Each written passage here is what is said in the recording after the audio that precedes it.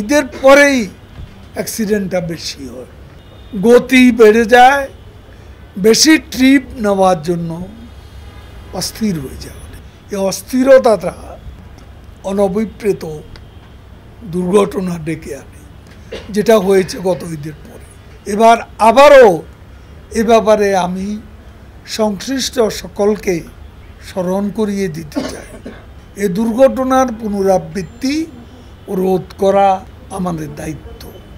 ঈদের পরে মনিটরিংটা কেন দুর্বল হয়ে যায়, এটা একটা প্রশ্ন চিহ্ন ঝুলেই আছে।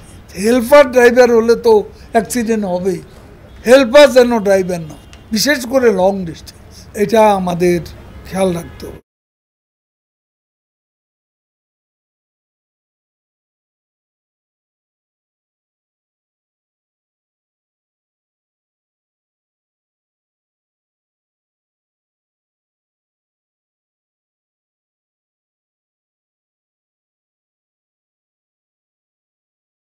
গার্মেন্ট ছুটিতে চন্ডাতে সমস্যাটা হয়ে যায় প্রকট, এবং যানবাহন সেখানে প্রয়োজনের তুলনায় কম থাকে, হাজার হাজার শ্রমিক রাস্তা দিয়ে হাঁটতে থাকে, তা এতে যানজটের কারণ সৃষ্টি হয়ে যায়। এই বিষয়টা বিশেষভাবে মনোযোগ দিতে হবে।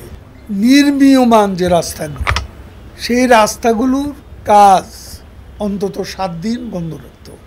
আরেকটা যানজটের উৎস হল মেয়র হানিফ ফ্লাইওভার, সেখানে 1 ঘন্টা 1.5 ঘন্টা পুরা ফ্লাইওভার অচল হয়ে যায়। এই বিষয়টা সিটি কর্পোরেশনের সাথে বিশেষভাবে আলাপ করা দরকার।